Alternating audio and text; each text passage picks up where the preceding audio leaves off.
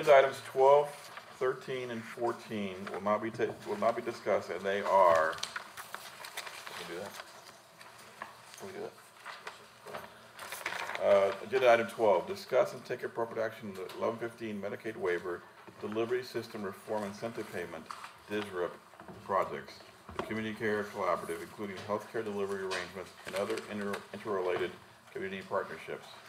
13, discuss and take appropriate action on the update regarding Sendero Health Plans, Inc., including the effects of federal legislative and regulatory actions. 14, discuss and take appropriate action on the Central Health owned or occupied real estate property, including the downtown campus and properties located in the eastern Travis County. With that, I'm going to go ahead and take a chairman's prerogative and skip down to number, which was that?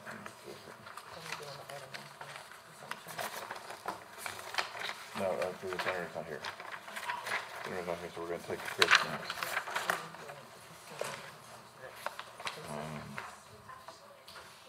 Oh, good. Oh, good. Oh, good. Oh, good. All right, good. Timing's everything. It sure is.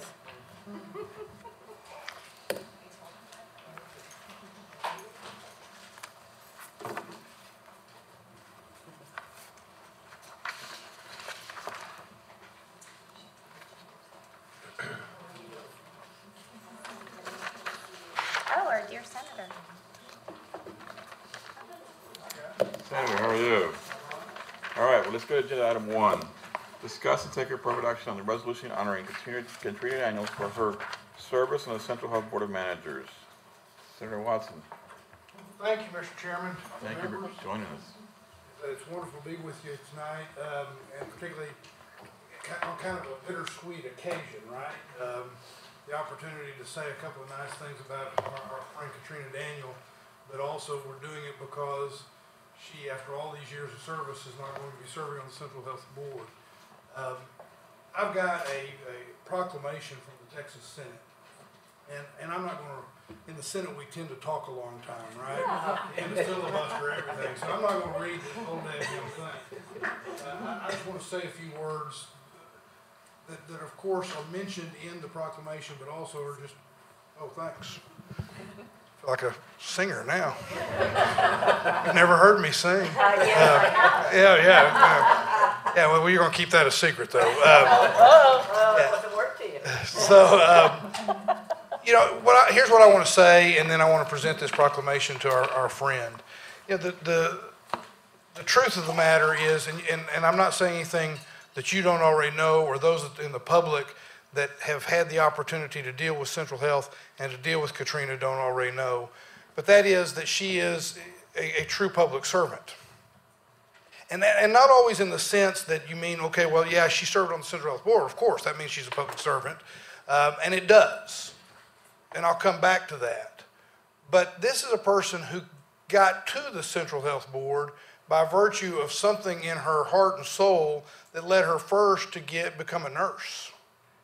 And I must admit, I'll just say it, my mother was a nurse, and I got to see and truly believe that part of the way I define serving the public is through someone that cares enough to be willing to put hands on and touch somebody's life when they need them. So something in her core, something in very basic to Katrina is that she wants to serve. And of course, that has been what she has done. Even in the job she has today with the teacher retirement system, being the chief health officer for the teacher retirement system, and other roles that she has played, of course, at the Sunset Commission and otherwise, this is someone that has service in her soul. But here has been a real demonstration of what it means to care about reaching out and touching people that might need you. As a nurse or a caregiver, she has been a nurse and a caregiver to a large part of our population through the role that she's played, not just as a board member, but including being chair of this board. I have watched her be willing to do the work that needs to be done to nurse and care for this community. I've watched her be willing to think differently when the time came up that we needed people to think differently about how do we take Central Health beyond just the traditional way we nurse and care for people, but make it even bigger in the way we nurse and care for people. Things like partnerships with the University of Texas at Austin, so that we now have a medical school in this community that's making a difference in people's lives. Things like uniquely Austin health clinics in places that we didn't have before. Things like how do we partner with Seton so that we end up with a brand new 21st century safety net hospital. Being willing to nurse and care for the community in ways that are not necessarily traditional. So, as you end your service on this board, on behalf of this community, I want to say thank you. God bless you for being a nurse that cares about the individual patient in front of you, but that deeply cares from a nursing standpoint about the community as a whole. And while we are saying goodbye and we're saying thank you for your service here, we all are saying, let us know what's next. Because there ain't no way you're done nursing and caring for the people of this community. So God bless you, and thank you very much for what you do.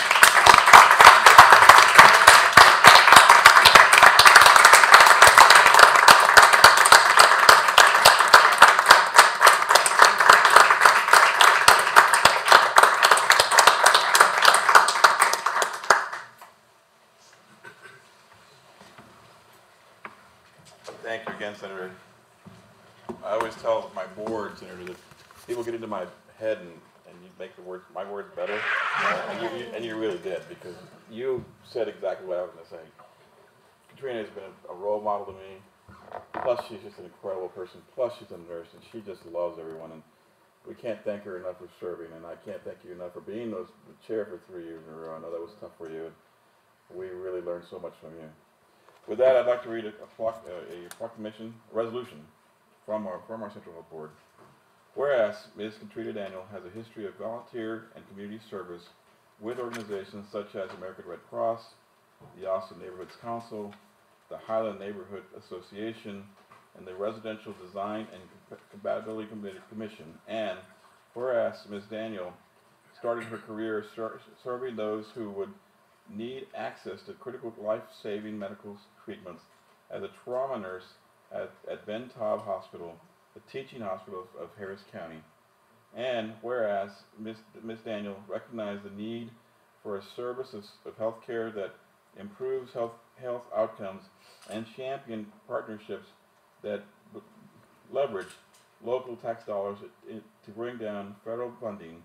And whereas Ms. Daniel has been instrumental in the passage of Proposition 1, which established the Dell Medical School at the University of Texas at Austin, and occurred local match funding for participation in the Delivery System Reform Incentive Program, has brought millions of dollars to this local safety net health care system and improved the health of thousands of local Travis County residents. And whereas Ms. Daniel has been tirelessly and dedicated public servant who attained significant public healthcare experience in a variety of executive planning and public policy development positions in organizations such as the Texas Teachers Retirement System, Texas Department of Insurance, Texas Department of Health and Health, the Sunset Advisory Commission, and the Texas Department of Family and Protective Services. And whereas Ms. Daniel has been a strong advocate for women's health, including the reproductive health and strategic big picture thinker who positions Central Health to be uniquely Travis County's solution to serve the healthcare needs of the community.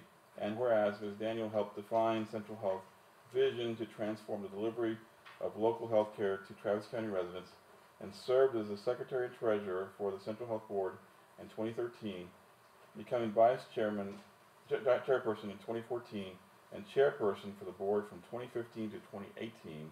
And whereas Ms. Daniel brought unwavering dedication to the people of Travis County, especially for the people who need access to health care the most, and whereas Ms. Daniel has brought steadfast commitment to her role as board member, therefore be it resolved by Central Health that the board expresses its sincere appreciation and gratitude to Ms. Daniel for her dedicated services to Central Health as a member of the Board of Managers, and be further resolved that the Secretary of the Board prepare a copy of the resolution for presentation to Ms. Daniel.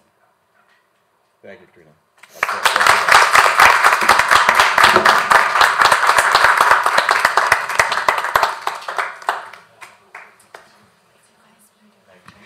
Again, you've given so much to us. Emily, What? Emily, in front of Central Health. Yes. Oh, Yep, if you we're gonna guys gather can, everybody right there for a quick photo op. do this. I'm gonna move these. These chairs. Aaron, how are you? You dinner? I agree with that. I'm sorry. I just have Closed, I need to call Sandy. Ain't nobody visiting you all. Nice to see you, sir. I closed it. Come on, Mike.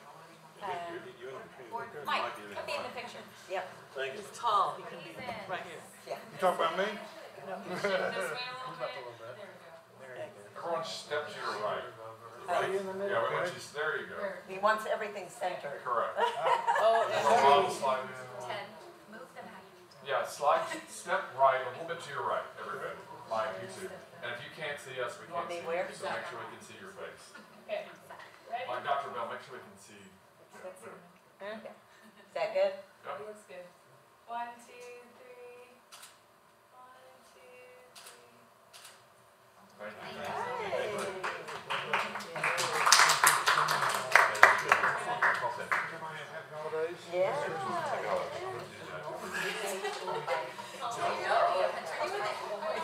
No, it's just not, there's this thing, who's always really good. Yeah, come and walk. Were you holding your roses?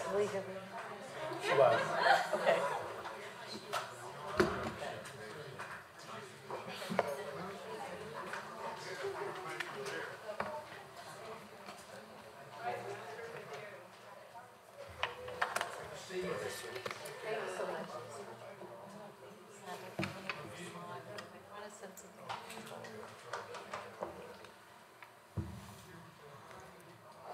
Cynthia, would you make the motion? Oh, yes. I make a tiny little personal privilege comment. Discuss it first and then do the motion? What's that? You're gonna take a motion, Go ahead. and then you're gonna. Yeah. Let Katrina talk. Sure. Oh, okay, sorry. I want to thank everyone and just express how much I've enjoyed being a part of this board and this organization for nearly 10 years. It's been pretty incredible. We, when I started on the board, we had just moved the clinics from the city into a separate 501c3 and set up that whole structure. We weren't even called Central Health when I came on the board. And so those were some of the first things we did. We envisioned this, this clinic system that has the hubs and, kind of went through some challenges trying to build that out. And I think, have some facilities that are really stars of their community. And we've heard a lot of positive feedback. We're not done. We have a lot more to do. You have a lot more to do. And really the work will never start.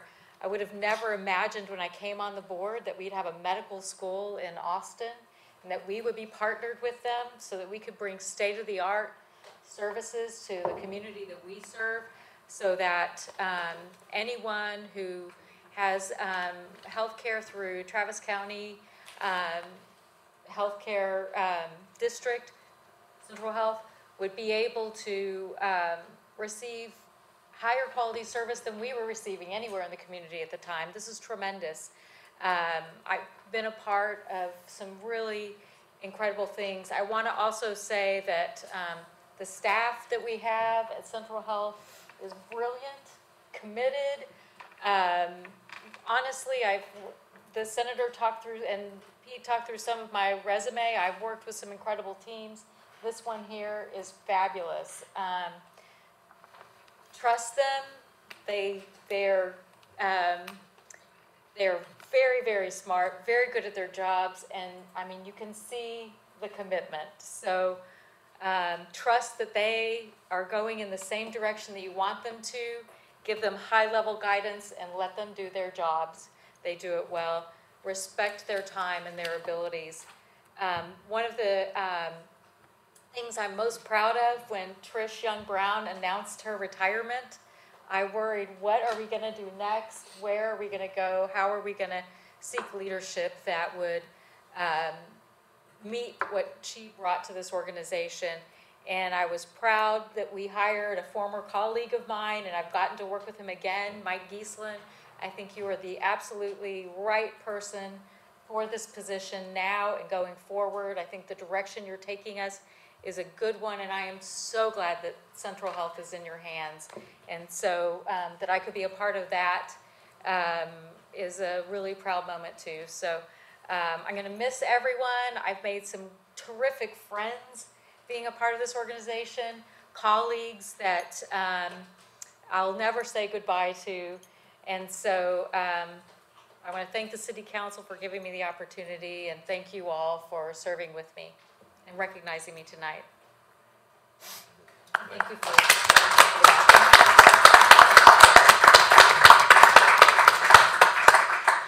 Thank you, board member. Board member Valdez, will you make the motion? Without further ado, I'd like to move that we adopt the previously stated resolution Go ahead. Yeah. honoring Katrina Daniel for her service on the Central Health Board of Managers. And Second. thank you. Motion on the floor by Manager Valdez, seconded by Manager Greenberg. Let's have a little discussion.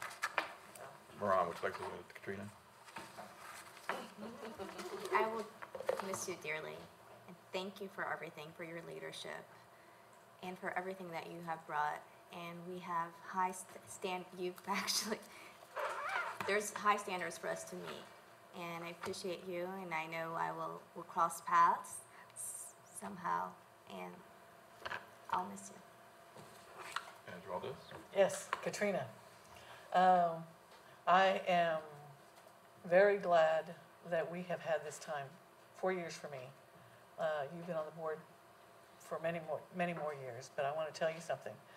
Even though we may not have always agreed on a strategy or a particular path, we've always agreed on the end goal, and that was to support Central Health and to make it shine, to make it be the best that it could be.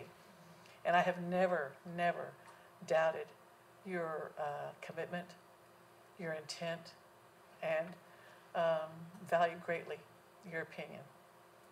So I just want to tell you that we're going to miss you. I've told you that before, but I think we're going to really miss you. I like diverse opinions. I think we grow and see different perspectives. And you are a great person for presenting a perspective that we really needed to follow. Thank you very much for your service, and I wish you the best, and we'll keep you in our prayers. Thank you. Manager Bell? Well, it's really sad to see you go. It has been a wonderful journey. I, grumble about the time commitment that we have to put in here, but being with you and other board members has made it definitely worthwhile. Appreciate your leadership. Appreciate all of the advice and instruction, and I do hope to in some way channel a lot of your sentiment with regard to the people we serve, with regard to reaching our goals, and with regard to caring about those individuals who need care most. So thank you for all that you've done, And again, like Senator Watson said, what's next? Vice Chair? Cynthia and I were appointed to this board at the same time, and Katrina, I want to tell you how much your advice, your counsel, and your leadership meant to me when I got onto this board. It is a complicated and complex organization, and your willingness to provide endless information and counsel, I can never thank you enough for that. Also, I can never thank you enough for, as was noted, all of your service, including as a staffer in the Texas legislature.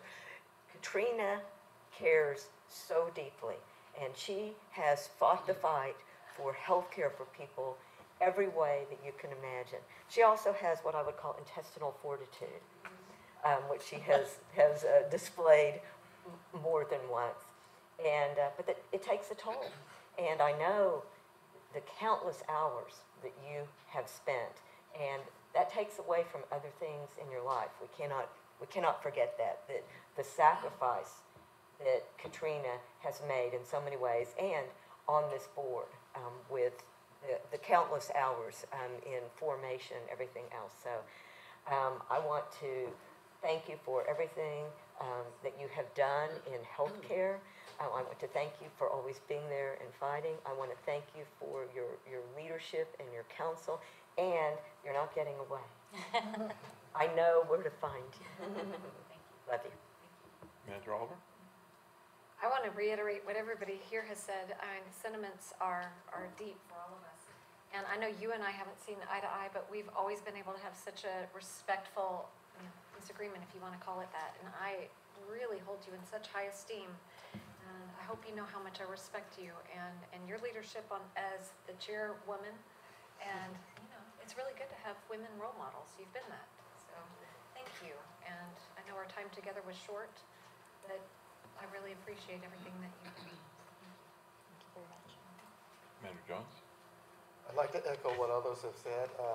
I've known you a very short period of time, but I've interacted with you in various environments, and I've been very impressed with your leadership, your devotion to the community, in particular to communities that have been disenfranchised. So on behalf of those communities and on behalf of those who will continue to try and follow what you are, we'll try and follow your road, your leadership in doing that. And thank you for what you've done for this community, the role model you've set, and the entity that has come as a result of that leadership. God bless you. We wish you the best. And like Vice Chair indicated, we know where you'll be. Thank you. Thank you very much. Well, you know how I feel, Manager Daniel. I love you dearly. I've learned so much from you, as everyone else has said. We will miss you, but I got your phone number on speed dial. Yes, I got your number on speed dial. Thank you. Okay, so I have a motion on the floor. Do I hear approval? All in favor say aye. Aye. Anyone against?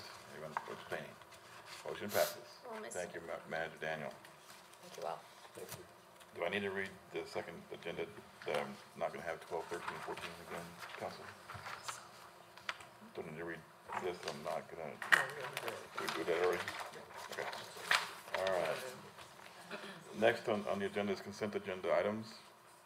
C1, approve the minutes of the following meetings of the Central Health Board of Managers, September 22nd, 2018, special call board meeting, and October 24th, 2018. C2, receive the quarterly investment report and ratify Central Health investments for November 2018.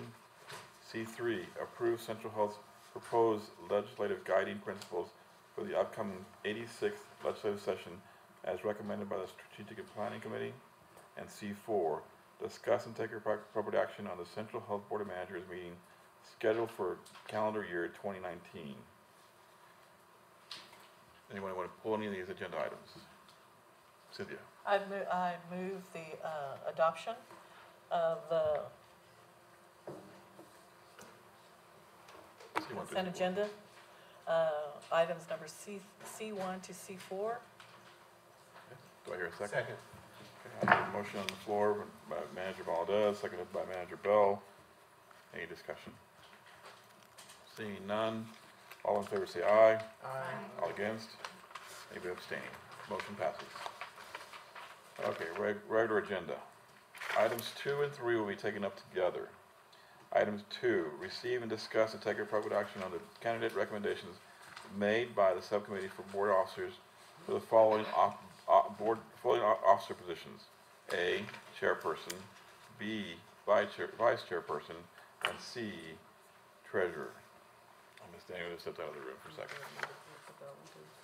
Okay, so agenda item 3 is to receive and discuss and take appropriate action on the recommendations by the subcommittee for board officers regarding the appointment of a board secretary. Do you need a motion? We need to hear from the chair first. We'll just stand at ease for now. Okay.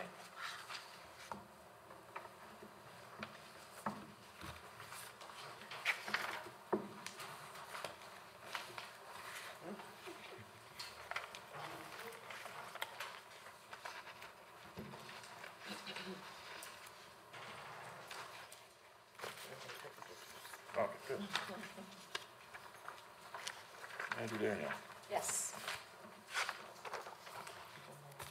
agenda item 2.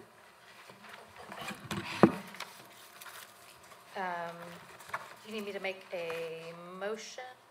Yes, for the officers. Sorry. Okay, I move, do I make one, or do I make 2 and 3 separately, or do you want them together? Separately. All right. I move that the board elect manager, Dr. Zamora as chairperson, manager Sherry Greenberg as vice chairperson, manager Charles Bell as treasurer, Central Health Board of Managers for calendar year 2019, as recommended by the subcommittee for the board officers. You don't need a second since Since it came from committee. Any discussion? See no discussion. Let's take a vote. All in favor, say aye. Aye. All against? Any abstaining? All right. Can you- Motion. I'm against. Okay, so you can vote, yes, okay. Yes, thank you. All right, so we have, motion passes, we have Maramis Saitif as voted against. Are you ready for 3, or do you need to read the item? I already read it. Okay. I move that the board appoint manager Abigail Aiken as secretary of the Central Health Board of Managers for calendar year 2019, as recommended by the subcommittee for board officers. So that comes from committee, it does not need a second. Any discussion? Okay. All right, since it comes from the committee, all in favor say aye. Aye. All against? Moran, okay. Anyone abstaining? All right, motion passes. All right, agenda item 6, discuss an update of the expansion of Central Health Premium Assistance Program related to ideal care offered by Sendero Health Plans, Inc. Stephanie. I've invited Kit, Abney's spouse, with me because it's been her team who's had to do most of this work, and I want to make sure that they're given acknowledgement and credit for the success that we've seen. Since the memo that was put in your backup packet was released on Friday, we have a new number. So we had 228 individuals who have chosen to participate in the CHAP expansion program. That means that they will be receiving care through Sendero. I am happy to answer any questions that you might have about what was presented to you in the backup. I'm also very happy to talk to you about our outreach efforts if there are any questions. I'm sure Kit can help me. But we will present to you in January a more robust picture of the total enrollment in Sendero, including their marketplace enrollment. Right now, those numbers are still a little bit squidgy, might be the right word for it. And they're making sure that all that data aligns and all of the applications are complete. Thank you, Stephanie. Any discussion, any questions? Moran? Thank you, Chair. Well, I just want to commend you, Stephanie, and you as well on everyone's effort. And I know it was not an easy task, but I just want to let you know how much we appreciate all the effort that went into it, and thank you. Thank you. I would be remiss if I did not acknowledge that this was an enterprise effort, that everybody from the Sendero Community Care Collaborative, Community Care. It was their community health workers that did the home visit outreach, as well as the Central Health Eligibility Team and many people here at Central Health who all put in a lot of time and thought and care. And I think Jeff Knodel goes unrecognized frequently, but he is the brain behind a lot of this, and the map. Yeah. Cynthia? I just have a question. Do we have any more information on cohort 4? In terms of their enrollment, I do. It was relatively small. It was 3 people enrolled.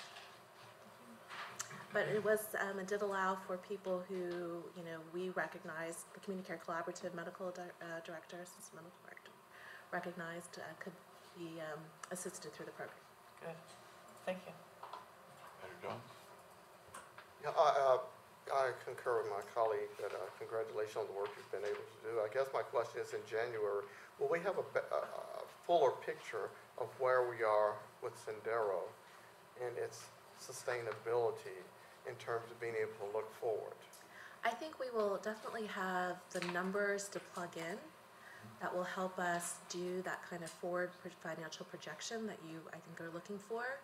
I think we recognize that that this is an ongoing dialogue, and I don't know that we'll have a full answer, but we will definitely have more of those numbers to plug in, like an algebra problem. Mr. Giesen?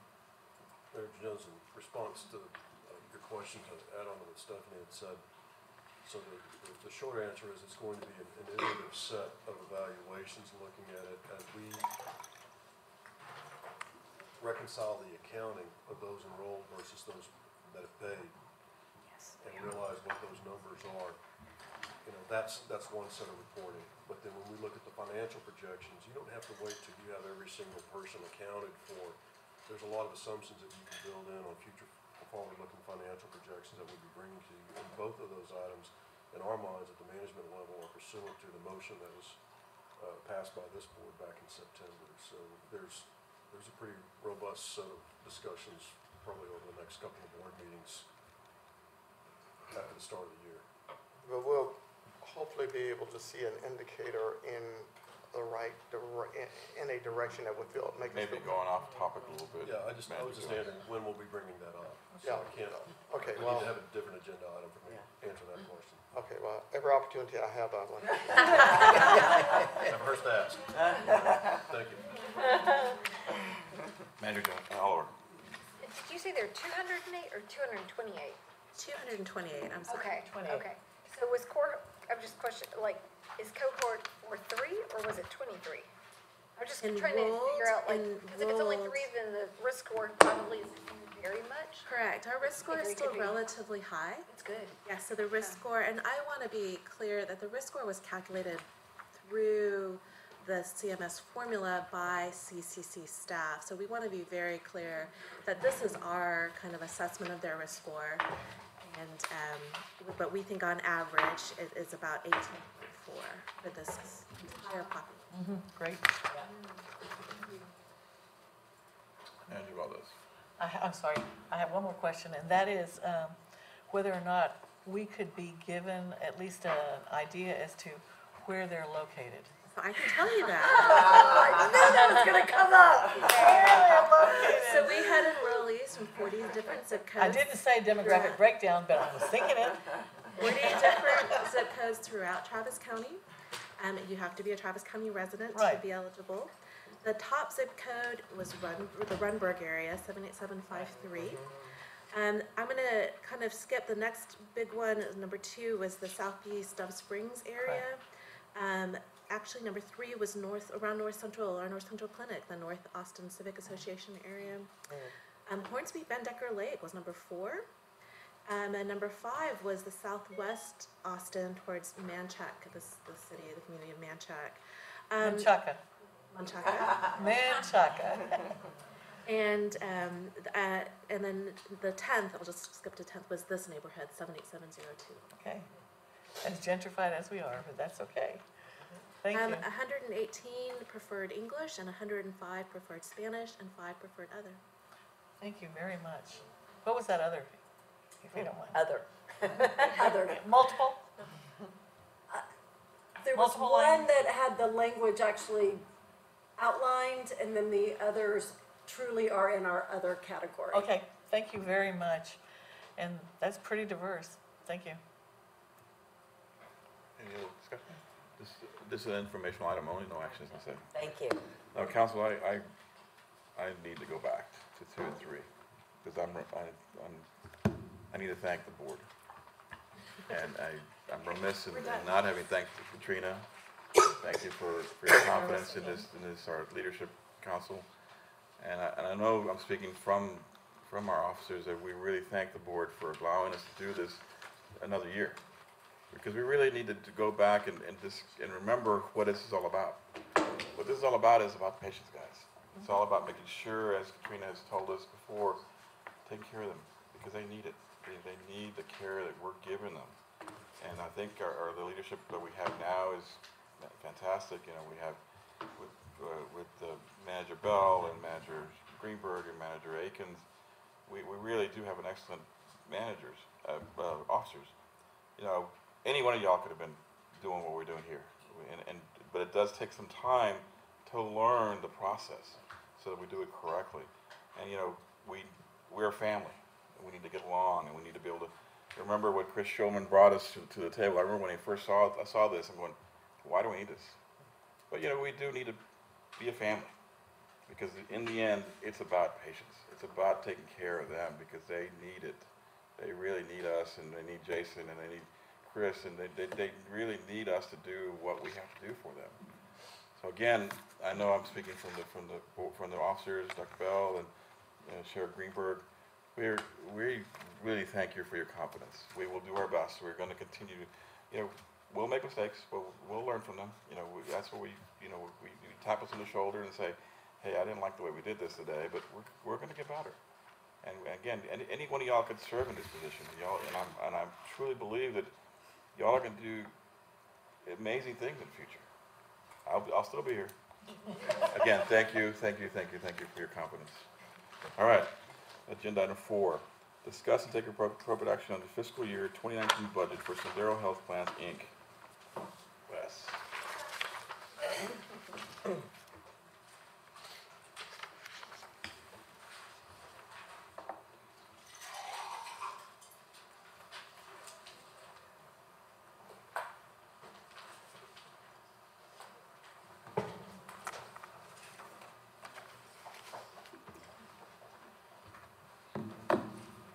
How are you?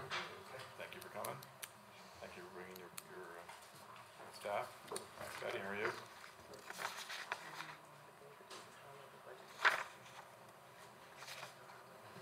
Okay. All right. So remember, folks, this is just a presentation by Wes. If we need to have anything, we will need to go in the executive session. You see you on that. Can I just say something to that? Bell. This budget was presented at the Budget and Finance Committee meeting. We discussed in detail all of the line items. We got comments from numerous board members with regard to issues of concern. And so just to let board members know, this has been discussed and been talked about by the committee. So with that, maybe you'll see this. Yep. And even if I haven't, I'm seeing it now. Yes. So I'll start with the most important thing, and that is the directly controllable thing, which is our administrative costs. The best way for insurance companies to look at administrative costs is as a % of total revenue. So the very last line on this slide shows our admin as a % of revenues. This is after the risk adjustment. As you see, for 2018, our admin costs were 21% of revenues. For 2019, in spite of the significant shift both in the size of our membership and the composition of our membership, we still think we'll be able to keep our administrative costs at 22% of total revenues. And We're pleased that we'll be able to, that we're able to present these numbers to you. In addition to that, because of the rate increase we had to put into effect, and also because of the slight changes in strategy, we were happy to be able to take on some CHAP members. We believe we'll be able to break even this year at a minimum. And with that, I would think I'm fine opening it up to questions. Is there any general questions? I'd be happy to General answer. questions, if you have any high-level number of questions, we have to go to executive session. Ron, That was my question, what's that? the numbers. Okay. Council? Okay, let's go ahead and answer the question, Ron. Go ahead and ask it. and we'll- Okay, I just want to know, what is our enrollment number thus far? So it's true, open enrollment just closed, and we're very excited actually because people had a lot of choices in the area. Our early estimates, well, let's say there's two steps. The first step is that everybody who is currently on board gets automatically re-enrolled. They don't have to do anything to stay with us except pay sometimes by January. So at this point, we have a significant number of people that were auto-enrolled, and we'll just do our best to help them get where they need to be or get them on the plan. We also had a substantial portion that actively re-enrolled, and then another portion that came on new. And our best estimate now, even though it's early and we haven't received payment from a lot of people, is that we'll be pretty much in line with our budget projection of around 15,000 members. I know nationally enrollment has been down. Today, the numbers have been out, I think, about 10% from last year. So Correct. you're estimating about 15,000. Yes. And those are including our CHAP members? Correct, yeah, a little bit more, but roughly with the chat members, yes. Okay. And later on, I'll probably ask you more. Sure. Thank No you. problem. Andrew Valdez? I guess just one question or clarification. So the members or prospective members of Sendero for this upcoming 2019 will have until, what, February, the end of January to pay so that they can be on by February 1st, correct? We'd like everybody to pay I know. as soon as possible. Just, we can't really start working with people until they pay, so. And for those existing members that are going to remain on Sendero, so long as they maintain their payments, they're going to continue on, so that won't be a problem, right? Correct, that's a CMS rule. Thank you yes. very much. I just wanted to sort of clarify that there are some individuals that CMS prospectively enrolls, meaning that they are presumed to be re-enrolled from the 18,000 that we had on before, correct? Correct. And so 19,000. So in essence, if any of those didn't purposely go in and re-enroll, but they pay their premium in January, they become enrolled. Exactly, yes, yeah. Members, as you're formulating your questions and your comments, Wes, you've been very gracious in presenting this budget presentation, but I want to speak to the agenda item. The agenda item specifically is about the 2019 budget. And you put this together so that we could have an open conversation and publicly be transparent about here's the budget for Sendero, very general terms. Anything that relates to the budget for 2019, I believe, Council, is a fair question. However, once you start getting into projections Okay. beyond 2019, that's when that's a different agenda item that we need to have a different discussion posted for. So thank you for allowing me to clarify. Well, my question is related to 2019's budget. And so you said 15,000. I don't know how many are passively enrolled. Do you know the end number? So, I understand in January, but let's say, based on our estimates, we're not as great. Do we have a contingency plan? That's really in terms of the budget, would it change? well, the nice thing now is that we have a window to follow up with all those people that were kind of auto-enrolled with CMS. And so we have until the end of January. And in our projections, we're just estimating that we only get that only half of those people end up paying. Because for those people, a fair amount of them will have been the people, kind of like nationally, who weren't going to do anything for next year anyways. we're at least gonna reach out to everybody and see what their circumstances are. So You in our, can't give me a number? half of them, Half of Sorry. the 15? I think we have to no, of the, Yeah, I think we need to, stick to the actual item. yeah, we have to which stick is to the that. budget, right? Is that right, Right, Council? correct. Okay. Okay, thank you.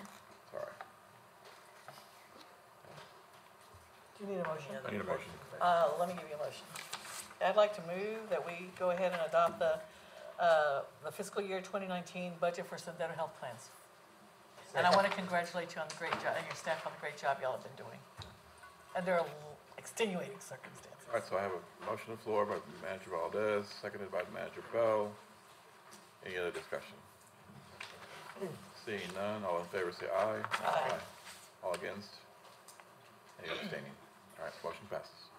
Wes, thank you for coming. thank you very much. Who abstained? No one abstained. No one? Okay, good. Thank you.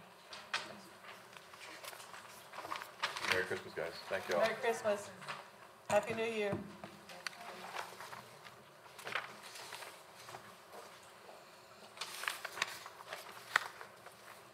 All right. Agenda item 5, discuss and take appropriate action on the execution of an employment contract with the President and CEO of Sendero Health Plans, Inc. Manager Bell. I'm gonna go ahead and close. Okay, all right. I announce the board is convening an executive session to discuss agenda item 5 under section 551.074 of the Texas Government Code, personal matters, and section 551.085 of the Texas Government Code, deliberation of governing board of certain providers of healthcare services. 5-minute break. Yeah, let's get a 5-minute break and get some food.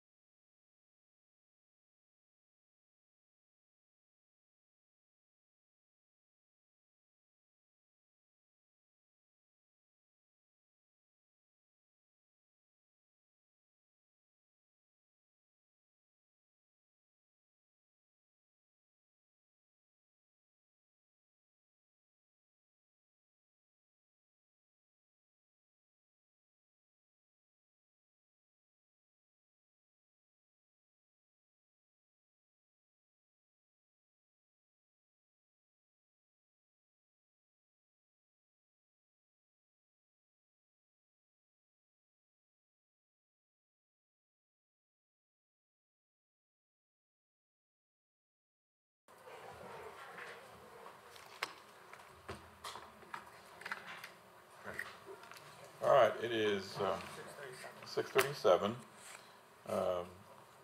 No action was taken during the executive session. We're going to go on to agenda 7. Okay. Agenda item 7, receive and discuss a presentation from Capital City Innovations on fiscal year 2018 operations and proposed operational roadmap for fiscal 2019. Chris, good Lane. Okay. Thank you, Dr. Lane.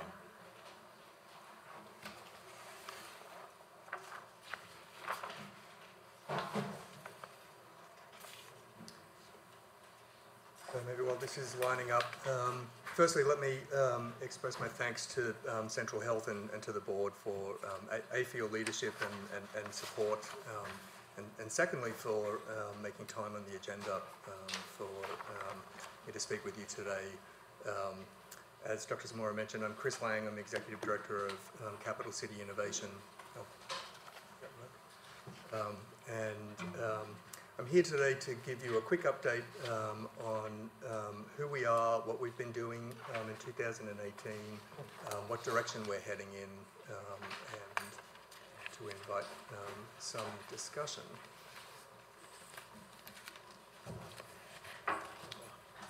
Trying to help the slides.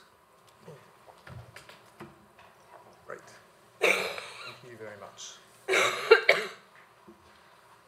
I think, as most of you know, we started really at the end of 2017, so 2018 really has been a first year for us. I want to start by just very quickly touching on a couple of stories here, and I will add, I'm going to try and move through this material pretty quickly, so there'll be time for discussion at the end, I believe. The first story I want to quickly tell is the picture on the right-hand side of the screen up here was taken at an event that we co-hosted with Austin Tech Alliance back in June on telemedicine, and looking at the changes in telemedicine laws in Texas and how telemedicine tools are being adopted by health systems and by other organizations. I really want to highlight the young entrepreneur who is standing second from the right. Her name is Liz Trong. Liz is one of the founders of Cloud9, a startup company that is developing telepsychiatry tools, so tools that will connect people in the field with mental health professionals. Cloud9 has had some really interesting partnerships, one with Integral Care here in Austin. They've had another really interesting partnership with the Harris County Sheriff's Department. Ultimately what they're trying to do is to put tools in place that will allow first responders to better assess and better manage encounters out in the field. And I think they're a great example of a startup company that is developing tools and hardware in collaboration with safety net organizations that are being used out in the field today. The image at the top left of this slide was taken at another event that we co-hosted with Ford. So some of you may know that Ford, the motor car company, has an innovation office here in Austin. And some months ago they approached us and asked how could they get better involved in the innovation district. And so we let them know that one of the things that we commonly hear from our stakeholders is that mobility is a challenge, particularly here in Austin where the city's growing so quickly. Both mobility of patients as well as mobility of employees out in the field. And so we co-hosted this event. Ford brought in some of their executives from Michigan and from California. We connected in leaders from Integral Care, from Community Care, from Lone Star, El Buen Samaritano, the city, Travis County, and others. And the idea here was to really immerse Ford in trying to better understand what the challenges are and to encourage a path forward for how corporations like Ford can get involved in collaborative innovation with our stakeholder organizations. And this is an ongoing project we have with Ford. In fact, we have a meeting tomorrow to discuss follow-up. The third image on here, the one on the lower left, the woman on the right of this image is Jerica Thomas Hokaday. And Jerica runs an organization called the Central Texas Allied Health Institute. And they are focused on training and connecting students in allied health disciplines with employers, with a particular focus on geographies that are not in Central Texas that are not currently today being well served by existing educational organizations. She participated in a workforce development accelerator that we sponsored with Impact Hub Austin and with Workforce Solutions, and has just in the last couple of months been connected and is having conversations on workforce collaborations with community care, with Meals on Wheels in Central Texas, with the Travis County Economic Development Office and others. I put these up here because to me they speak to the types of interorganizational interactions and collaborations that innovation districts are really designed to try and emphasize, encourage, and to scale. I think you all have some familiarity with what an innovation district is. I tend to think of innovation districts as really being both a place, so a place that concentrates organizations like universities, corporations, non-profits, community groups, but it's also a set of programs. So programs that help to cycle and connect those organizations and to lower the barriers for those organizations to collaborate. I've purposely put an image up on the screen here of an innovation district that's probably not one of the better known ones, because I want to call out a couple of items of this innovation district that I think are instructive to the vision that we have for the innovation district here in Austin. This is the Innovation Quarter.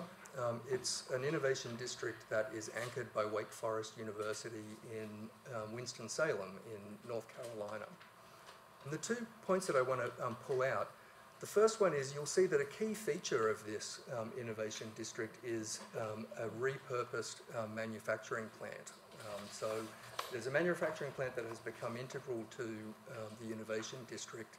And a key reason that the decision was made to do this was to tie the innovation district into the longevity and the history of the assets in the community that led initially or historically to Winston-Salem's success, and that point forward to success for the community in the future.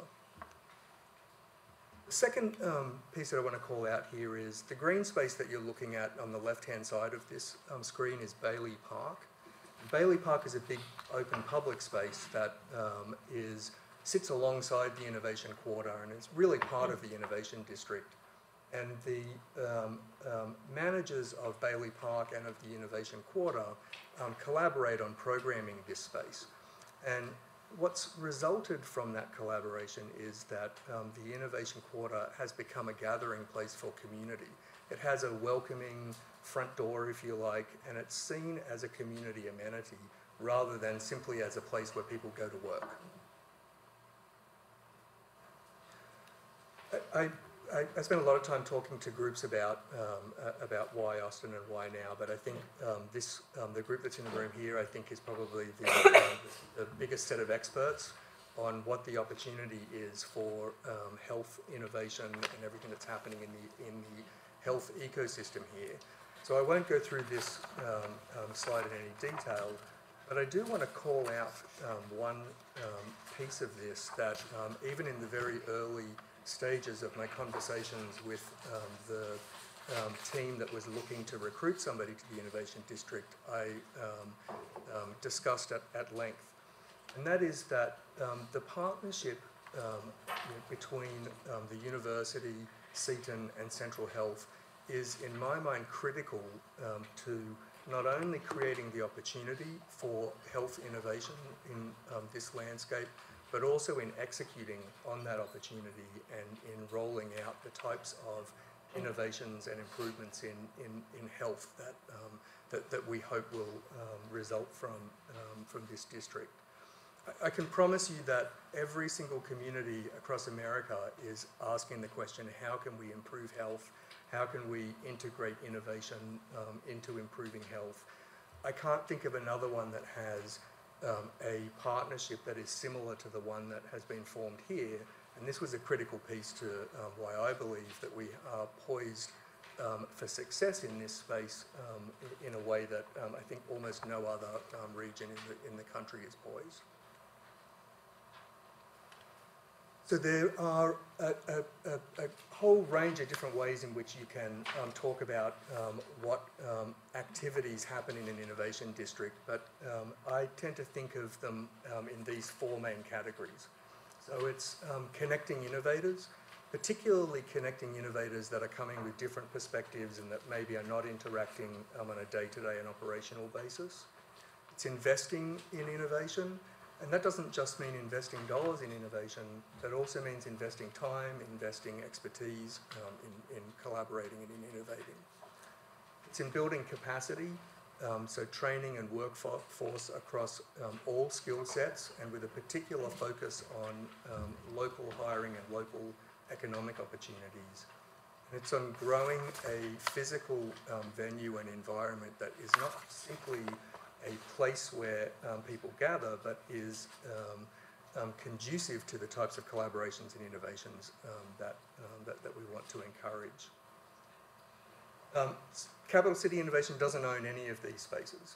These activities, you'll find them in every successful innovation district across the country. And the good news is there are lots of organisations here in Austin that are already working in a number of these spaces.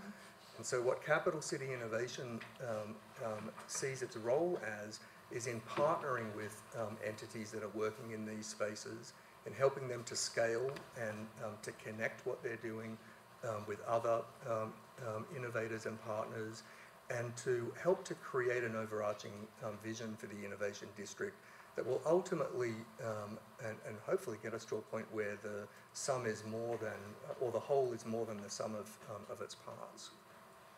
I've already talked about some of the event and workforce development activities that we've been involved in. On the investment side, we've been working very hard with our stakeholders to put together a format for attracting in both public and private dollars for innovation with a particular emphasis on innovation that can be deployed in the safety net space. And this is an area I think that will differentiate Austin from almost every other healthcare innovation centre across the country. Innovators typically don't innovate in that space. In terms of growing the place, Capital City Innovation is not a property owner. It's not our role to advise property owners on how to develop their properties, but we can provide some vision to how to maximise both the value and the community benefit of that can result from developing these types of assets. And what we're particularly focused on is innovation uses in development, so things like community and event gathering spaces and flexible workspaces. We've partnered on about 20 programs in 2018. We've had about 1,500 people who have engaged in these programs over the year. We have a monthly blog post that we put out, so if any of you are not yet signed up, I please encourage you to shoot me an email or go onto our website and sign up for our blog post. As we move into 2019, what we're focused on is in identifying who have we been engaging with. Now that we have a year's worth of data under our belt, we're well positioned to begin to understand how have our partnerships allowed us to engage inclusively, and where do we need to refine partnerships to engage more inclusively. So to start to wrap up, in addition to focusing on the individual activities that I've just been talking about, our stakeholders and CCI have also been focused on what is the strategy for the innovation district beyond the 2-year starting pilot that we've been running. So in the 5-year or the 10-year period, what we're particularly interested in is how are we developing a platform to get to measuring the types of outcomes that we really care about, the number and type of innovations that are developed and deployed that result in healthier and more vital communities, and the number and type of jobs and how they get connected to local communities. The typical paradigm of most innovation districts is that they start with the place. So almost every innovation district that I can think of in the US started because somebody aggregated a tract of property. So 100 acres of property somewhere, and an organisation was developed to go out and build the innovation district out. We're starting from a different place here in Austin. There is no 100-acre tract of land that we're looking to develop in that way. And so that opens up an interesting opportunity for us to look at how we build our innovation district in a slightly different way. So the strategy that we've been developing and what we're proposing is to really focus in on developing the framework for collaboration among the stakeholders of the district. So we've identified just in 3 very broad groups. We have a strong academic base here in Austin, UT of course, but also ACC, Houston-Tillotson, St. Ed's and others. There's a strong entrepreneurial culture and a growing health business community here in Austin. And of course there's a strong social enterprise component, and under that I would include both public and private enterprises that care about social impact. And our proposal is that to develop a charter for how those 3 groups and representatives of these 3 groups can come together and define how we're building the innovation district in Austin. And of course, each of them will bring various of their assets and expertise to the table. This is intended just to be informational, and I think you have this. We've drafted what we're calling our roadmap. This outlines both some of the areas in which we believe that the initial collaborators can work together on. And we've also outlined some of the tools that we believe can be used for developing the innovation district in this collaborative way. As I said, it's intended to be entirely informational at this point. Our goal is to come back to Central Health next year and to have a very specific proposal for how we hope Central Health will help us to lead this collaboration.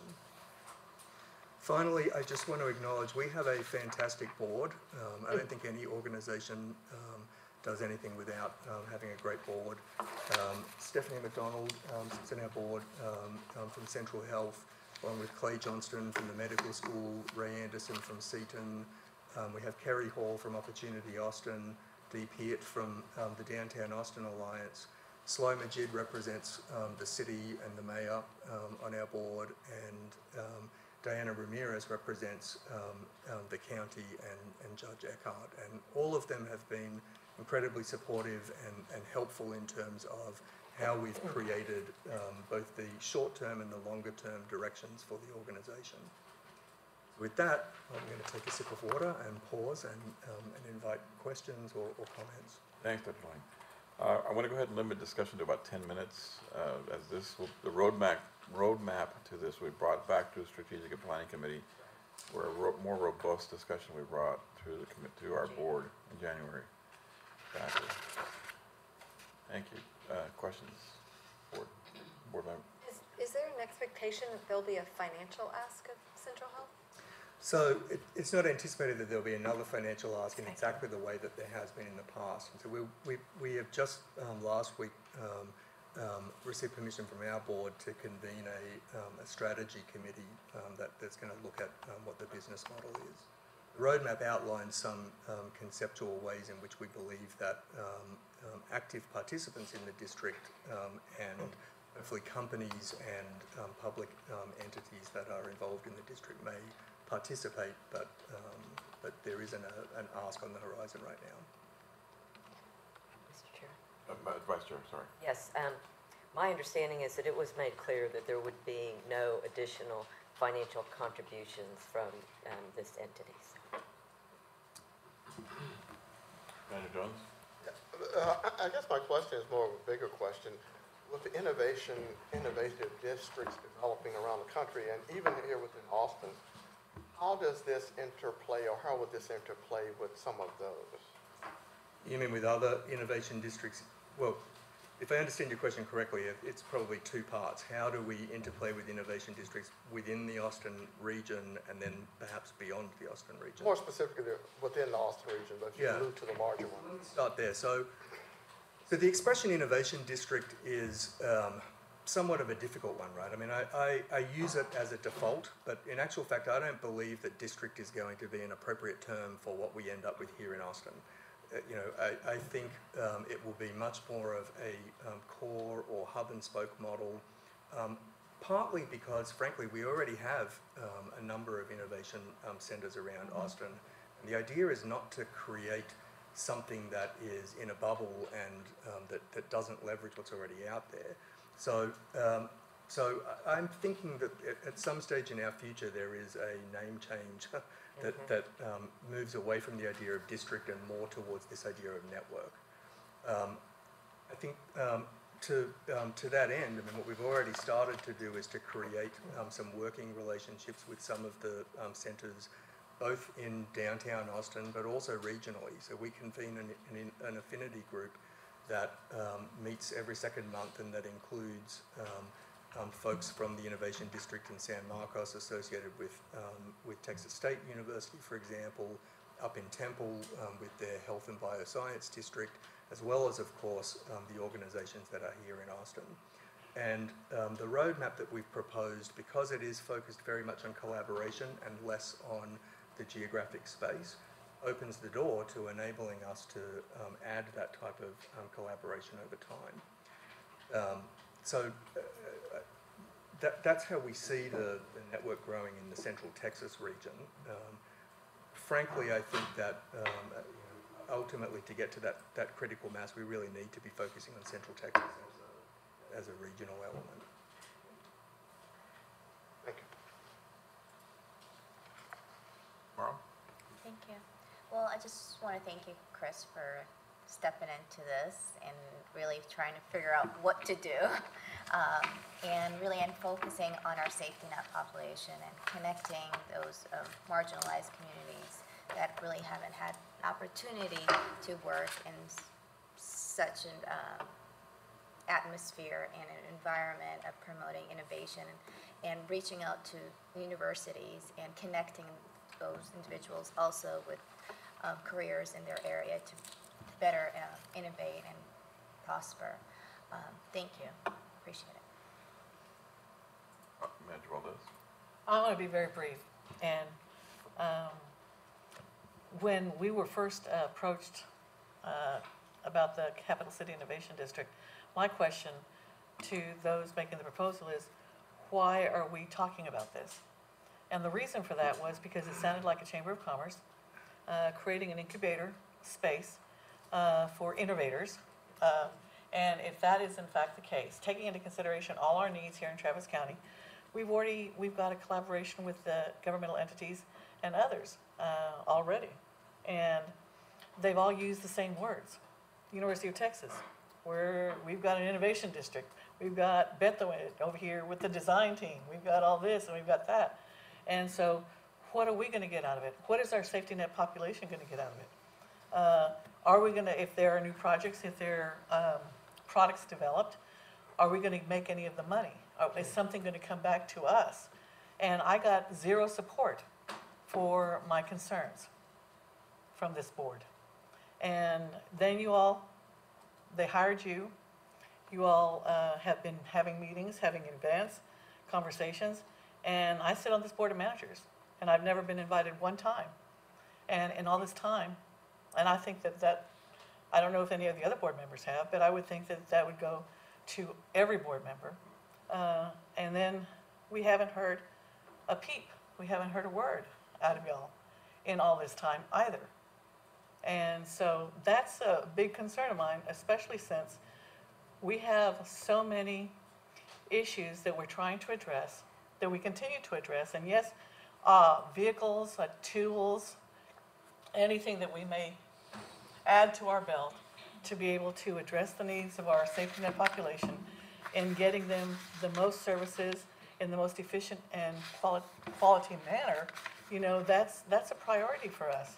And so I guess what I was looking for was how are we going to connect those dots from this philosophical, theoretical creation of a Chamber of Commerce / whatever to providing direct services to our community.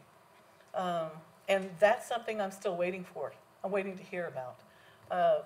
Aside from the creation of products that could or could not, it's going to benefit the person who created it. I didn't see, we don't have, you're not committing to us that we're going to get a % of that when we have given you $250,000 to help develop that, okay? And that is a big concern of mine. So as we look to imposing matrix and goals and looking at outcomes for every other group that we partner with, we didn't have anything with Capital City Innovation. It was a nebulous something. And I appreciate the fact that you've had a lot of conversations with stakeholders and community groups. I know with the University of Texas it's expected because you're housed on their property. Yet we still haven't heard from you. And this is not a reflection of you. Please understand that. This is just a concern in that if this is the way, if this is what we're getting for our investment, then, you know, I really don't know what's scheduled for the future in light of the fact that I felt like us as a board have been received so poorly by you, by your organization, by CCI, and never having heard anything, not one word. I think Dr. Lang has heard you, that he will invite us if in the future. Mr. Giesland. Thank you. Along those lines. Can I just say one thing on that too? I reiterate that because I've been on the board 1.5 years, and this is the first time it's anything CCI has ever come to the board in my tenure. The budget for this was approved before I came on, and I feel very similarly to you, like, what do we get out of this? And if we're making an investment in something, we absolutely should be getting something out of it. Thank you, Manager. It's nebulous at best that we could invest in something like this given our mission, but if we do, we need something out of it. Thank you, Manager Oliver. Mr. Giesland. Yes. And so I think with respect to Mr. Lang's appearance here tonight and the timing of when this was first put into place and up to this point now, I mean, that's on me, because I think there were a couple of times, at least that I can remember since I've come on board, where you've expressed a strong desire to come in front of this board, and I've said, you know, we need to stage the agenda. We've got a full agenda this month, maybe later. We have a lot of other priorities that we're focused on right now, and so we've had to stage things based on other priorities, but also wanting to see something, you know, like a roadmap that we could actually put in front of you, rather than just kind of have this kind of open conversation around things. So a lot of that is on me. But I think that, And on me. you know, you've got something here that you've presented to us, and there's an expectation that it come back through the committee.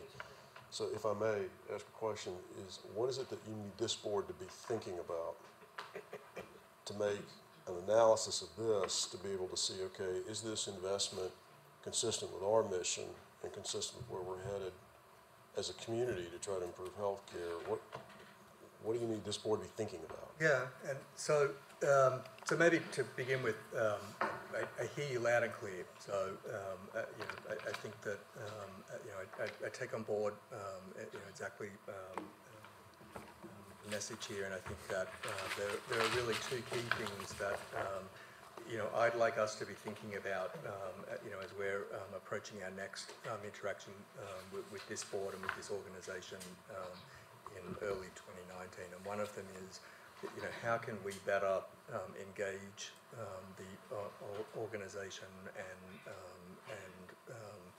you know, how can we better communicate what it is that we're thinking, and bring and open up a portal that will bring on board further conversation from Central Health and from this board. And then I think, secondly, we want to be thinking about exactly what it is that Central Health can, where is Central Health looking in terms of what CCI and the trajectory of the Innovation District and how does that fit and tie back into Central Health's ultimate mission of healthcare for all.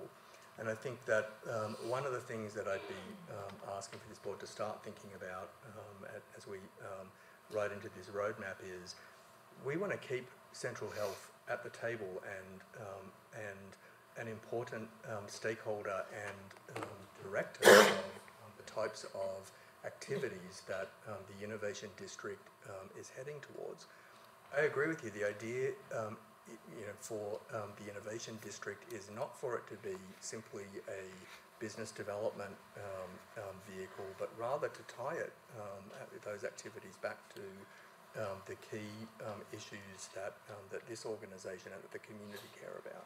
And frankly, that's one of the reasons why I thought that the way Austin was doing this and creating this relationship among these organisations, it was different from how other innovation districts in other parts of the country are being put together. So as we're thinking about creating this roadmap, what we would really like to understand is how can we have your voices connected more than just in the quarterly board meetings or in the governance and oversight. How can we have the organisation more engaged in the operational direction for the organisation? And part of it, frankly, is going to be tied back to I think what will ultimately be the heart of the Innovation District, which is the locations that are around Brackenridge and around Central Health's footprint. And so I think what we're looking for is how do we tie you into our operating strategy and planning moving forward. Manager Bell. I'd like to make a motion, Mr. Chair, to end discussion on this item and continue that discussion in strategic planning when the item is brought up. Is there a second? Is there a second? I'll second it. Okay. All right, so we have a motion on the floor by Manager Bell, seconded by Manager Musaitif. Limit discussion. Anyone else discuss? And then discussion, sorry. All right. Thank you. All in favor, say aye. Aye. Aye. Yes, no. Any abstain? That motion passes. Thank you. Thank you very much. Appreciate it. All right. Agenda item 8, receive a report of the November 2018 financial statements for Central Health. Ms. Owens. Evening. So, Lisa Owens, VP of Financial Operations. I'd like to go through the Central Health financial statements, preliminary still, and I think as we talked about, we're still in the midst of 2 audits, Central Health and the CCC. So appreciate your patience, but these are still preliminary as we wrap up our last fiscal year. Year to date, we have collected property tax revenue of $11.7 million compared to $9.9 million in 2017. And as you will all recall, December and January being our largest months of tax collection. And we did have one large payment, which was an IGT in November for just about $7 million. Our year-to-date IGT at 13.7 compared to 18.3. Quickly, I'll go through our balance sheet, our total current assets. Go ahead. Okay, total Checking current form. assets, $270 million. Total assets, including our capital assets, of $483 million compared to $447 million last year at this time.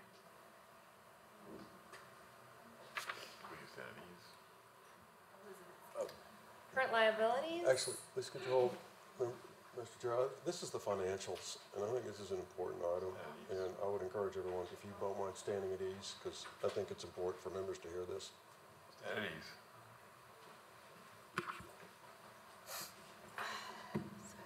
Thanks, Lisa. Sorry, I had to take this call. All right, so we have quorum again. Let's restart. Thank you. Current liabilities are $190 million. We do have deferred tax revenue of $187 million. As I said earlier, our tax revenue will start to come in, and that will go down as we collect that. We have still a small amount of debt service payable, $8.3 million this year for some long-term debt. And then our total net assets at $283 million. Again, total liabilities and net assets at $483 million. Our sources and uses. Sources of funds, primarily tax revenue this month. I'll focus on our November activity. We did have $9.8 million in tax revenue, total year-to-date $11 million. We had lease revenue from both our Seton and UT lease, and then other revenue, which is primarily interest. Total $10.8 million. Our healthcare delivery costs and our administrative costs combined are an $8.9 million. Administrative costs, salaries and benefits, just under $600,000, and tax collection expenses at $9,500. Excess sources over uses at $1.9 million for the year. A little more detail on the healthcare delivery expense. Our slides are kind of full. I think next month we're going to break this into 2 slides. But we did have that IGT, the intergovernmental transfer. We had our continued primary care expenses, total IGT and provider expenses at $6.9 million. Healthcare operating costs at $748,000. And then our other costs, we've continued to keep the UMCV redevelopment as its own line item for monitoring those ACA enrollment and our debt service, all totaling about $580,000 for the month. Total healthcare delivery at $8.3 million. Total healthcare delivery for the year, $16.5 million. And finally, just hitting on that IGT, we have made 2 IGT payments this year. Our disproportionate share program has advances. We've made 2 advances into that program at about $6.9 million each. So I'll answer any questions. Questions, Andrew? Merle? Right. Well, thank you. And again, I apologize for stepping out. Did we max out how much we can IGT for this year? Not yet. So IGT is based on. Is it annual or? Our annual budget is $139 million. And IGT is directed by HHSC and their programs. We have made 2 IGT payments, and those are both in the disproportionate share program. And those are advances into that program. There will be additional advances into that program, and then a final payment at the end of the year where they shore everything up just for that program. So you'll see we have the uncompensated care, DISH, and then DSRIP. So they go by fiscal year budget? Is that how? We budget by fiscal year. And the IGTs, what is it? A calendar year? I'm just curious. Runs on a slightly different fiscal year. The state of Texas. Okay. Well, thank you. Okay. Any other questions, managers? All right. This is an informational item only. No action is necessary. Okay, and I will. Agenda item 9, receive a report of the November 2018 financial statements for the Community Care Collaborative. Ms. Owens, thank you. Okay, I think for all of you who were here last year, also very preliminary numbers for the CCC. As I mentioned, we're still under our financial audit. But also with the CCC, where we have all of our healthcare contracts and provider costs, getting the year started as far as the financial reporting, the estimates are a little more difficult as we are still executing contracts and getting everything set up for the year. However, I'm happy to say that we have a great team, and we've been working really closely with the Accountable Health Plan team at the CCC. So we have really good estimates and numbers, but the first quarter of the year for the CCC picks up a little bit after the first quarter, I should say. So our total assets, $37.7 million. We had primarily cash in assets, and then our liabilities at $36 million, total net assets at $1.7. Again, we have a lot of liabilities as we have executed contracts. We are still making payments on FY18 contracts, as well as new contracts that are just being executed. And as soon as those get executed, we make those payments. Oh, sorry, I didn't change that. Our sources of funds, we have three main sources of funds, DSRIP, member payments, and other. You'll see that we have not received any DSRIP revenue yet. We have received a member payment from Seton, and we have received some interest revenue. Our total year-to-date through November 30th is $10.1 million. Our healthcare delivery expenses, and in addition, our DSRIP project costs in the new DSRIP program are just at $16 million, and I'll go into a little bit more detail on the healthcare delivery in the next slide. I'm going to focus on primary care and just total healthcare delivery tonight. Again, as we look at primary care, the utilization in those programs are much more cyclical and routine, so we have really good estimates.